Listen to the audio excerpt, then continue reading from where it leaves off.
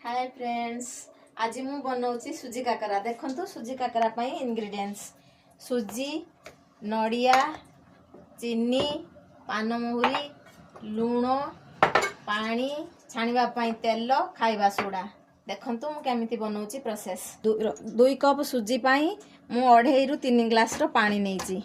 प्रथमे पानी को कढ़ाई रे गरम करिबा, सेथिरे स्वाद अनुसार लुण देबा, किछि पान मधुरी पकेबा,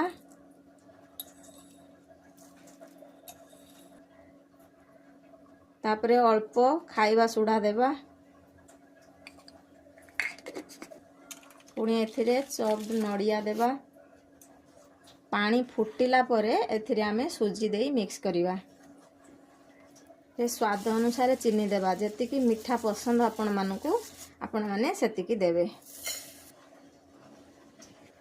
एबे एथिरे सुजी देई भलो भाबरे आमे मिक्स करि नेबा। ए भलिया एथिरे अल्प घियो मध्य देबा। घियो देले ये भलो सॉफ्ट हेबो। घियो देई जंतुणी प्रस्तुत कले जंतुणीटी भलो सॉफ्ट हुए संग माने। सेति पई मु अल्प घियो देइची, आपण माने मध्य देई परिबे। प्रस्तुत हे गला जंतुणी, ए पूरा रेडी हो गला। तापरे ये ठंडा हुई गला परे आकु आमे काकरा बनेबा। जंतुणी ठंडा हुई गला परे तळकु काढी आमे एई भली भाबरे चकटी नबा। भलो भाबरे चकटी नबा सॉफ्ट करी। मते तो एई भली बिना पुरो वाला काकरा पसंद, सेति पई मु बिना पुरो वाला काकरा बनेइची। आपण माने चाहिले पुरो वाला भी बनेई पारिबे। देखंतु एई भली बनेबा।